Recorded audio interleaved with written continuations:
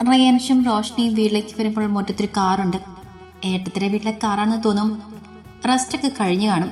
നിർത്തിയിട്ട കാറിലേക്കും തുറന്നു കിടക്കുന്ന വാതിലിലേക്കും നോക്കിക്കൊണ്ട് റോഷ്നി കാറിൽ നിന്നിറങ്ങി. റയാൻഷ് കാർ പോർച്ചിൽ ഒതുക്കി നിർത്തിയ ശേഷം കാറിൽ നിന്നിറങ്ങി. ഏട്ടത്തി. ഉള്ളിൻ്റെ ഉള്ളിൽ റോഷ്നിക്ക് അഞ്ചിലോട് വലിയ അടുപ്പമൊന്നുമില്ലെങ്കിലും കുറെ നാളുകൾക്ക് ശേഷം മൂത്തേട്ടന്റെ ഗർഭിണിയായി ഭാര്യയെ കാണുന്ന സന്തോഷത്തിലെ റോഷ്നി വിളിച്ചു. സെറ്റിൽ അവളുടെ അച്ഛൻ്റെയും അമ്മയുടെയും നടുക്കിയിരുന്നവൾ റോഷ്നി നോക്കിയെന്ന് ചിരിച്ചു. വിശേഷമുണ്ടെന്ന് അറിഞ്ഞപ്പോൾ വീട്ടിൽ പോയതാണ്. പോയിട്ട് ബെഡ് റെസ്റ്റ് അനങ്ങാൻ പറ്റില്ലെന്നും പറഞ്ഞിട്ട് വീട്ടിൽ തന്നെ ഏതും വിവാഹത്തിന് താലി കെട്ടുന്ന സമയത്ത് വന്നു. വീണ്ടും പോയി. അങ്ങനെ 3-4 മാസങ്ങൾക്ക് ശേഷം റെസ്റ്റൊക്കെ കഴിഞ്ഞ് വന്നിരിക്കുകയാണ്. റോഷ്നിയും റയാൻഷും എവിടെ പോയി വരാ? അഞ്ജലിയുടെ അച്ഛനകത്തേക്ക് കയറി വന്ന റോഷ്നിയും അവൾക്ക് പിന്നാലെ കയറി വന്ന റയാൻഷും നോക്കിക്കൊണ്ട് ചോദിച്ചു, അതെന്തിനാ നിങ്ങളറിയുന്നത് എന്നൊരു ഭാവമായിരുന്നു റോഷ്നിയുടെ മുഖത്ത്. മകളെ കൊണ്ടുവന്നാക്കാൻ വന്നവർ അത് ചെയ്തിട്ട് പോണം മിസ്റ്റർ. എൻ്റെ ഇളയ മരുമകളുടെ അച്ഛനും അമ്മയും ആക്സിഡന്റിൽ മരിച്ചല്ലോ, അവിടെ വരെ ഒന്ന് പോയത് വന്നതാ. മറുപടി പറഞ്ഞത് സുഭദ്രയാണ്. മൂത്ത മകന്റെ ഭാര്യ വീട്ടുകാർ ഇളയ മരുമകളുടെ അച്ഛനും അമ്മയും മരിച്ചിട്ട് പോലും വരാത്തതിൽ ഒരു ചെറിയ ദേഷ്യം സുഭദ്രയുടെ വാക്കുകളിലുണ്ടായിരുന്നു. ആ അറിഞ്ഞിരുന്നു, പക്ഷെ വരാൻ കഴിഞ്ഞില്ല.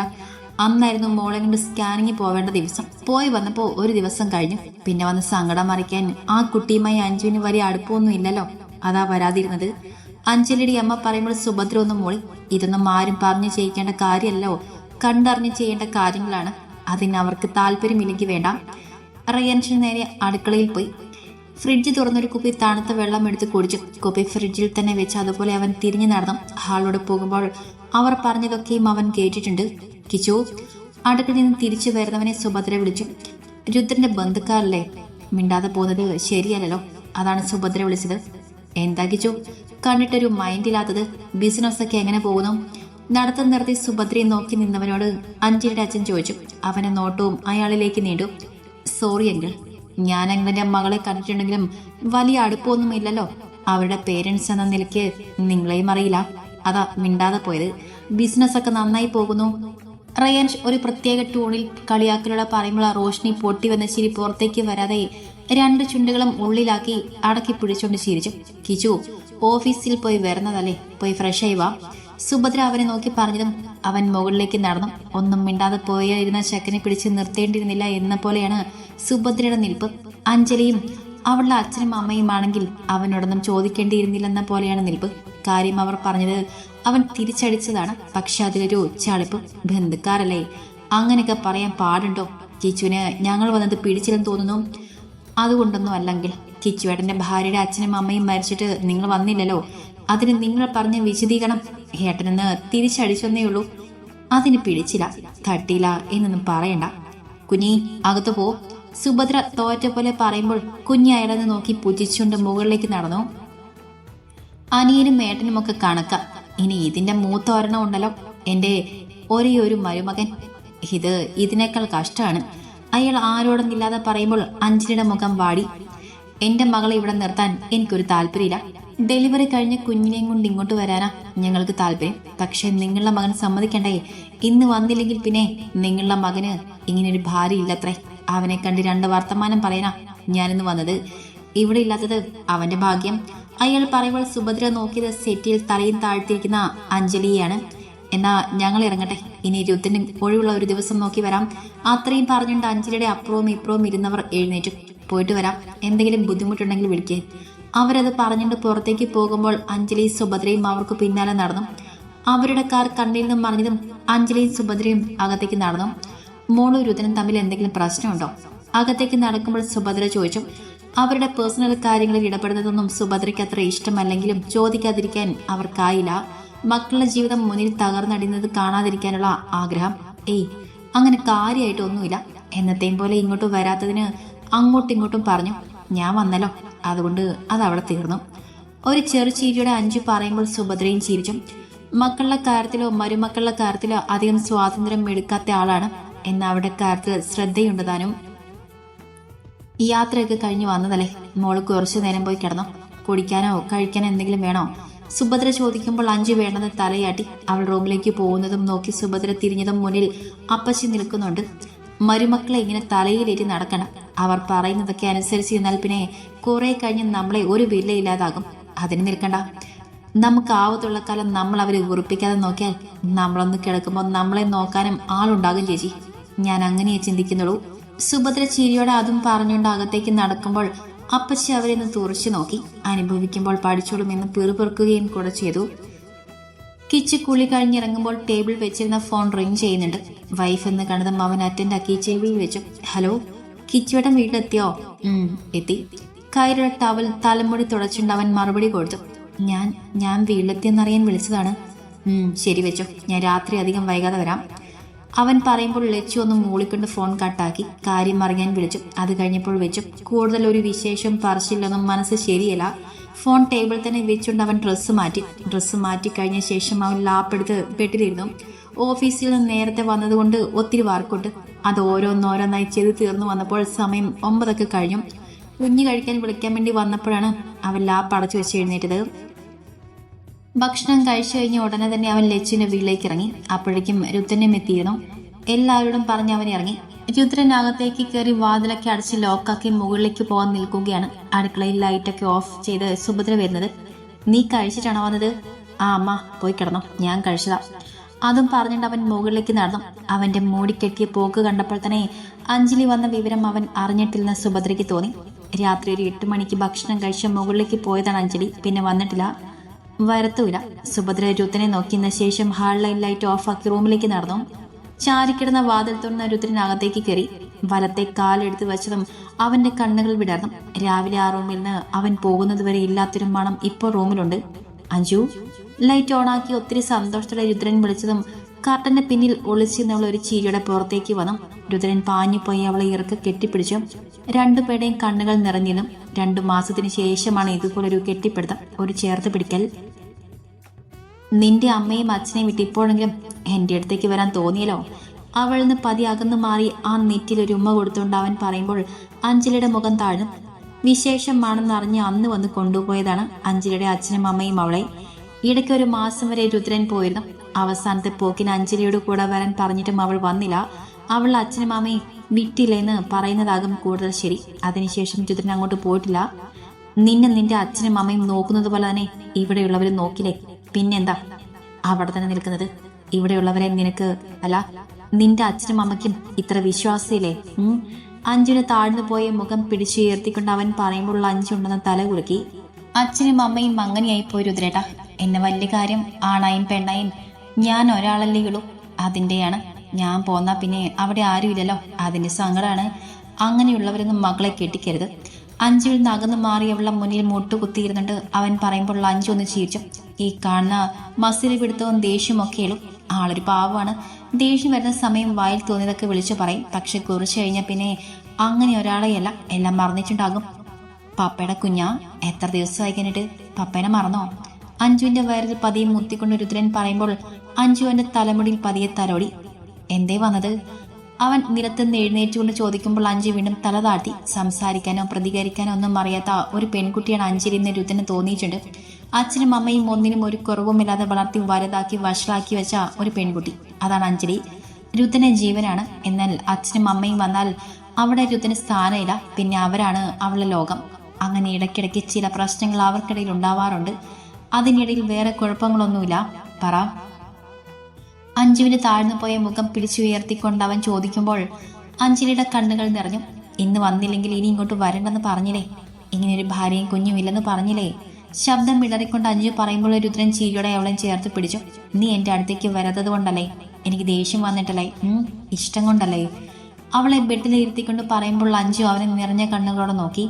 വീട്ടിലേക്ക് പോവണം, അച്ഛനെയും അമ്മയും കാണണമെന്ന് തോന്നുമ്പോൾ ആ നിമിഷം ഞാൻ കൊണ്ടുപോകും. 1-2 ദിവസം നിന്നിട്ട് വീണ്ടും ഇങ്ങോട്ട് തന്നെ വേണം. അല്ലാതെ അവിടെ മാത്രം നിന്നാൽ എങ്ങനെ? പറഞ്ഞത് മനസ്സിലായോ? രുദ്രൻ ചോദിക്കുമ്പോൾ അഞ്ജു തലയാട്ടി കാണിച്ചു. രുദ്രൻ അമർത്തിയൊന്നും മോളി. ഇങ്ങനെയൊക്കെ ഇടയ്ക്കിടയ്ക്ക് പറഞ്ഞു കൊടുക്കേണ്ടതാണ്. വീണ്ടും പഴയ പലവി തന്നെയാകും. എന്നാ കിടന്നോ, ഞാൻ കുളിച്ചിട്ട് വരാം. അവനെ തന്നെ നോക്കിയിരിക്കുന്ന അഞ്ജുവിനെ ബെഡിൽ കിടത്തി ലൈറ്റ് ഓഫാക്കി അവൻ ബാത്റൂമിൽ കയറി. അഞ്ജലി ഓരോന്നും ആലോചിച്ച് കണ്ണുകൾ അടച്ചു കിടന്നു. രുദ്രൻ വന്നിട്ടേ അവൾ ഉറങ്ങുമെന്ന് അവൾക്കറിയാം. അവൻ വരുന്നതിന് വേണ്ടി കാത്തു കിടന്നു. റയാൻഷ് കാർ നിർത്തി ഇറങ്ങുമ്പോൾ പുറത്തന്നെ ഹരിയും ലച്ചുവും ഇരിക്കുന്നുണ്ട്. അവരെ രണ്ടുപേരെയും നോക്കിക്കൊണ്ട് കാറിൽ നിന്നും ഫോൺ കയ്യിലെടുത്ത് ഡോർ തുറന്ന് അവനെ ഇറങ്ങി. കിടന്നില്ലേ? കാർ ലോക്കാക്കിക്കൊണ്ട് അവിടെ അടുത്തേക്ക് നടക്കുമ്പോൾ ലച്ചു നോക്കി അവൻ ചോദിച്ചു. സമയം 11 ആവാനായിട്ടുണ്ട്. ഇവളൊരു സൗകര്യം തരണ്ടേ, കിച്ചുവിടെ വന്നിട്ട് ഉറങ്ങാന്നും പറഞ്ഞിട്ട് ഇവിടെ നാരങ്ങാൻ സമ്മതിച്ചിട്ടില്ല. ഹരി ചേറിൽ നിന്ന് എഴുന്നേറ്റുകൊണ്ട് പറയുമ്പോൾ റയാൻഷ് ലച്ചുവിനെ നോക്കി. വലത്തെ കൈകൊണ്ട് റയാൻഷ് ലച്ചുവിന്റെ തോളിൽ പിടിച്ചുകൊണ്ട് അകത്തേക്ക് നടന്നു. കഴിച്ചോ? അകത്തേക്ക് നടക്കുമ്പോൾ ലച്ചുവിന്റെ മുഖത്തേക്ക് മുഖം ചെരിച്ചുകൊണ്ട് അവൻ ചോദിച്ചു. ലച്ചു തലയാട്ടി. അവൻ കഴിച്ചതിന് ശേഷമാണ് വരികയെന്ന് അറിയാവുന്നത് കൊണ്ട് ഹരിയും ലച്ചുവും കഴിച്ചതാണ്. ഹരി വീണ്ടും രണ്ടുപേരെയും നോക്കിക്കൊണ്ട് അവർക്ക് പിന്നാലെ നടന്നു. എല്ലാവരും പോയോ? ലച്ചു ഒന്ന് മൂളി. ഹരി അവളെയും കൊണ്ട് നേരെ മുകളിലേക്ക് നടക്കുമ്പോൾ റയാൻഷ് ഹരി ഒന്ന് തിരിഞ്ഞു നോക്കി. അവൻ തലയാട്ടി കാണിച്ചതും റയാൻഷ് ലച്ചുവിനെ കൊണ്ട് മുകളിലേക്ക് നടന്നു. ഹരി ലൈറ്റൊക്കെ ഓഫാക്കി വാതിലൊക്കെ അടിച്ച് ലോക്കാക്കിയ ശേഷം അവന്റെ റൂമിലേക്ക് നടന്നു. എന്തുപറ്റി? ഇന്നാകെ സങ്കടത്തിലാണല്ലോ. റൂമിലേക്ക് കയറിയപ്പാടെ വാതിലടച്ച് ലോക്കാക്കി ലച്ചുവിനെ അവന്റെ മുന്നിലേക്ക് നിർത്തിക്കൊണ്ട് അവൻ ചോദിച്ചു. ശബ്ദമില്ലാതെ ഒരു തേങ്ങിക്കരച്ചിലോടെ ലച്ചു അവന് നെഞ്ചിലേക്ക് വീണു. ആരുമില്ല, ഇല്ലാത്ത പോലെ തോന്നാ. വൈകിട്ട് ആരും വന്നില്ല, രാധിയും ആരും വന്നില്ല. ഞങ്ങളെ അച്ഛനും അമ്മയും പോയപ്പോൾ ആർക്കും ഞങ്ങളെ വേണ്ടാത്ത പോലെ. ഒരു തേങ്ങിക്കരച്ചിലോടെ ലച്ചു പറയുമ്പോൾ റയാൻഷ് അവളെ മുടിയിൽ പതിയെ തഴുകി തലോടിക്കൊണ്ടിരുന്നു. കുറച്ചു നേരം അവനൊന്നും മിണ്ടിയില്ല. ലച്ചു എണ്ണി പറക്കി പറയുന്നതൊക്കെ കേട്ട് അവളെ നെഞ്ചിൽ അടക്കി പിടിച്ച് അവളെ തലയിൽ തഴുകിക്കൊണ്ട് നിന്നവൻ പിന്നെ സമാധാനത്തോടെ ലച്ചുവിനെ ബെഡിൽ കൊണ്ടിരുത്തി. ലച്ചു ബെഡിലിരുന്നതും റയാൻഷ് അവളെ അടുത്തിരുന്നു. അച്ഛനും അമ്മയും മരിച്ചിട്ട് ദിവസങ്ങളെ ആയുള്ളൂ. ചടങ്ങൊന്നും കഴിഞ്ഞില്ലല്ലോ. അതിനു മുൻപ് അവരൊക്കെ ഇങ്ങോട്ട് വരാതെയായി. ഞാൻ പിന്നെയും എന്തോ പറയാൻ വന്നതാണ്. തേങ്ങൽ കൊണ്ട് പറയാൻ കഴിയാതെ അവളെ റയാൻഷിനെ തോളിലേക്ക് ചാരി. അവനൊരു ചെറുചീരിയോടെ അവനെ നെഞ്ചിലേക്ക് അണച്ചു പിടിച്ചു. അവനിതൊന്നും ഒരു വിഷയമല്ല. നിനക്ക് എന്തിനാ അവരൊക്കെ? ഞാനും നിന്റെ ഏട്ടനുമില്ലേ? റയാൻഷ് ചോദിക്കുമ്പോൾ ലക്ഷ്യം മൂക്കം ഉയർത്തി അവനെ നോക്കി. റയാൻഷ് പൂരികം പൊക്കി കാണിച്ചതും അവൾ അവനെ നെഞ്ചിലേക്ക് തന്നെ ചാഞ്ഞു. സ്വന്തക്കാർക്ക് പകരം അവർ തന്നെ വേണം. കിച്ചുവേട്ടന് പറ്റോ? കിച്ചുവേട്ടന്റെ വീട്ടുകാരെ അകറ്റാൻ അവരില്ലെങ്കിൽ സഹിക്കില്ലല്ലോ. അവരെല്ലാവരും എന്റെ കൂടെ നിൽക്കാൻ വേണ്ടിയാണല്ലോ അവൻ ഇങ്ങനെയൊക്കെ ചെയ്തത്. അതുകൊണ്ട് തന്നെ കുടുംബത്തിന്റെ വിലയ്ക്ക് അവൻ അറിയാം. അതിന് നിന്റെ വീട്ടുകാരല്ലോ എന്റെ വീട്ടുകാർ. പെണ്ണിന്റെ ചൊടിപ്പ് കണ്ട് അവനൊരു ഒതുക്കി പിടിച്ച ചിരിയോടെ പറയുമ്പോൾ ലച്ചു അവനെ വാടിയ മുഖം ഉയർത്തി നോക്കിയതിന്റെ ഒപ്പം അവന്റെ നെഞ്ചിൽ നകന്നു മാറുകയും ചെയ്തു. ആ മാറിൽ ഇഷ്ടപ്പെടാതെ അവൻ ലച്ചുവിനെ അവന്റെ നെഞ്ചിലേക്ക് ഒതുക്കി പിടിച്ചു. ലച്ചു അവന്റെ മകളാൻ നോക്കിയതും അതിനെ സമ്മതിക്കാതെ അവളെ പിടിച്ച് അവനെ നെഞ്ചിലേക്ക് ചേർത്ത് പിടിച്ചു. ഞാൻ ചുമ്മാ പറഞ്ഞതല്ലേ? ലച്ചുവിന്റെ മുഖം പിടിച്ചുയർത്തി റയാൻ ചോദിക്കുമ്പോൾ അവളൊന്നും മിണ്ടാതെ അവന്റെ മുഖത്തേക്ക് നോക്കി. പിണങ്ങാനൊക്കെ അറിയാവോ? റയാൻ ലച്ചുവിന്റെ താടിൽ പിടിച്ച് ചോദിക്കുമ്പോഴും അവളൊന്നും മിണ്ടാതെ അവനെ നോക്കി. കണ്ടാ പറയില്ല. മിണ്ടാനൊന്നും അറിയാത്ത, പിണങ്ങാനൊന്നും അറിയാത്ത ഒരു പാവം പിടിച്ച പെൺകുട്ടിയാണെന്ന് തോന്നും. ഏട്ടൻ വളർത്തിയ അനിയത്തിയല്ലേ? അവന്റെ സ്വഭാവം ഇല്ലാതിരിക്കില്ലല്ലോ. ലച്ചുവിന് താടിൽ നിന്നുമുള്ള പിടിവിട്ട് അവൻ ഇട്ടിരിക്കുന്ന ഷർട്ടിന്റെ ബട്ടൺസ് അഴിച്ചുകൊണ്ട് പറയുമ്പോൾ ലച്ചു അവനെ ഒന്ന് തുറച്ചു നോക്കി. ഒന്നിലും ഇടപെടാത്ത അവളെ ഏട്ടനെ പറഞ്ഞുള്ള നോട്ടമാണ് ആ നോട്ടം. എന്തിനാ അതിന് എന്റെ ഏട്ടനെ പറയണേ? അതെന്താ നിന്റെ ഏട്ടനെ പറഞ്ഞൂടെ? ഷർട്ട് മൊത്തമായി അഴിച്ചുമാറ്റി ലച്ചുവിന്റെ ഷോളിലിട്ടുകൊണ്ട് അവൻ അത് പറയുമ്പോൾ ലച്ചു അതിന് മുഖം തിരിച്ചു. കണ്ടോ, അവളെ സങ്കടം മാറി. ഇതുവരെ കരഞ്ഞ് മൂക്ക് വലിച്ചിരുന്നവൾ ആ നിമിഷം മുഖം കയറ്റിപ്പിടിച്ചു. കൂടുതൽ അവളെ അടുത്തറിഞ്ഞു തുടങ്ങുമ്പോൾ ലച്ചുവിന്റെ പുതിയ ഭാവങ്ങളൊക്കെ അവനെ ഞെട്ടിക്കുന്നതാണ്. റയാൻഷ് ബാത്റൂമിൽ കയറി മുഖമൊക്കെ കഴുകി തുടച്ചു വന്ന് കിടന്നു. ലച്ചു ഒന്ന് ഫ്രഷായി കിടന്നു. ലൈറ്റൊക്കെ ഓഫാക്കി ബെഡിൽ മലർന്ന് കിടക്കുമ്പോൾ രണ്ടുപേരും ഓരോന്നൊക്കെ ആലോചിച്ച് കിടക്കുവാണ്. വിവാഹം കഴിഞ്ഞിട്ട് മര്യാദയ്ക്ക് സ്നേഹിക്കാൻ, ഉള്ളു തുറന്ന് സംസാരിക്കാൻ ഇതുവരെയും അവർക്ക് കഴിഞ്ഞിട്ടില്ല. ശ്രീ റൂമിൽ നിറഞ്ഞു നിൽക്കുന്ന മഞ്ഞ വെളിച്ചത്തിൽ റയാൻഷ് ലച്ചുവിനെ നേരെ ചെരിഞ്ഞ് കിടന്നുകൊണ്ട് വിളിച്ചു. മലർന്ന് കിടന്നുകൊണ്ട് ലച്ചു അവന് നേരെ മുഖം തിരിച്ചു. നാളെ എനിക്കിന്ന് ഹൈദരാബാദ് പോകണം. 1-2 ആഴ്ച പിടിക്കും തിരിച്ചു വരാൻ. അവൻ പറഞ്ഞു നിർത്തിയതും ലച്ചു ബെഡിൽ നിന്നും എഴുന്നേറ്റിരുന്നു. നാളെ മുതൽ അവനും കൂടെയില്ലെന്ന് ആലോചിക്കുമ്പോൾ റയാൻഷ് ബെഡിൽ നിന്ന് എഴുന്നേറ്റ് ലച്ചുവിന് പിന്നിലായിരുന്നു. നമ്മുടെ വിവാഹം കഴിഞ്ഞതിന്റെ പിറ്റേന്ന് പോവേണ്ട യാത്രയാണ്. അതോരോ കാരണങ്ങൾ കൊണ്ട് ഇതുവരെ ഞാൻ നീട്ടിവെച്ചു. ഇനിയും പറ്റില്ല. ഞാൻ പോയാൽ അത് നടക്കും. എപ്പോഴും ഏട്ടനെ ബുദ്ധിമുട്ടിക്കാൻ പറ്റോ? അതും ഏട്ടത്തി ഇവിടെ ഉണ്ടാകുമ്പോ? ലച്ചുവിന്റെ വലത്തെ തോളിലൂടെ കൈറ്റുകൊണ്ട് അവനിലേക്ക് അവളെ ചേർത്തിരുത്തിക്കൊണ്ട് അവൻ പറഞ്ഞു. ലച്ചു ഒന്നും മിണ്ടിയില്ല. നിറഞ്ഞ കണ്ണുകളോടെ അവന്റെ തോളിലേക്ക് ചാരിയിരിക്കുക മാത്രം ചെയ്തു. നിനക്ക് അവിടെ ഒറ്റയ്ക്ക് പറ്റില്ലെങ്കിൽ എന്റെ വീട്ടിലേക്ക് പോവാം. ഞാൻ വന്ന ശേഷം ഇങ്ങോട്ട് വരാം. അവനത് പറഞ്ഞു നിർത്തിയതും ലച്ചു മുഖം ഉയർത്തി അവനെ ഒന്ന് നോക്കി. ഒറ്റയ്ക്ക് ഇവിടെ നിന്നാലും അങ്ങോട്ട് ഞാനില്ലെന്ന് അവൾ പറഞ്ഞ പോലെ അവന് തോന്നി. എന്തായാലും നിന്റെ ഇഷ്ടം, ഞാനൊന്നിനും നിർബന്ധിക്കുന്നില്ല. അവൻ അവളിൽ നിന്നുമുള്ള പിടി വിട്ടുകൊണ്ട് ബെഡിലേക്ക് മലർന്ന് കിടന്നു. കൂടുതൽ സമാധാനിപ്പിക്കാൻ പോയാൽ ആ സങ്കടം കൂടുവെന്നതല്ലാതെ കുറയില്ലെന്ന് അവനറിയാം. ലച്ചുള്ള നിറഞ്ഞ കണ്ണുകൾ അമർത്തി തുടച്ചുകൊണ്ട് ബെഡിലേക്ക് കിടന്നു. ആദ്യത്തെ പോലെ അവനിൽ നിന്നും അകന്നു മാറിയല്ല കിടപ്പ്. അവനോട് ചേർന്നുകൊണ്ടാണ്. കുറച്ച് ദിവസം കൂടെ കഴിഞ്ഞിട്ട് പോയാ പോരെ? അവന്റെ ശരീരത്തിലേക്ക് മുട്ടാതെ അവന്റെ ഭാഗത്തേക്ക് ചെരിഞ്ഞു കിടന്നുകൊണ്ടാണ് അവൻ ചോദിച്ചത്. റയാൻഷ് വലത്തെ കൈ നീട്ടി അവളെ അവന്റെ നെഞ്ചിലേക്ക് കയറ്റി കിടത്തി. ഇപ്പൊ പോകുന്നത് നല്ലത്. കുറച്ചുകൂടെ കഴിഞ്ഞാൽ നിന്നെ വിട്ട് എനിക്കൊരു ദിവസം പോലെ നിൽക്കാൻ കഴിഞ്ഞെന്ന് വരില്ല. നിനക്ക് ഇതിനേക്കാൾ സങ്കടമാകും. അതുകൊണ്ടാണ് ഇപ്പൊ പോകുന്നത്. ഇപ്പൊ തന്നെ നീ ഇല്ലാതെ പറ്റില്ലെന്ന പോലെ ആയിട്ടുണ്ട്. അതുകൊണ്ടാണ് ഞാൻ വേഗം പോകുന്നത്. പോയിട്ട് വേഗം വർക്കൊക്കെ തീർത്ത് ഓടി വരാം. ലച്ചുവിനെ മുറക്കെ അവനെ നെഞ്ചിലേക്ക് ചേർത്ത് പിടിച്ചുകൊണ്ട് അവൻ പറയുമ്പോൾ ആ പറഞ്ഞതിൽ കാര്യമുണ്ടെന്ന് ലച്ചുവിനും തോന്നി. ഇപ്പൊ തന്നെ അവനില്ലാതെ പറ്റില്ലെന്ന പോലെ ആയിട്ടുണ്ട്. ഇനിയും ദിവസങ്ങൾ മുന്നോട്ട് പോകുമ്പോൾ ഈ സങ്കടം കൂടുതലല്ലാതെ കുറയില്ല.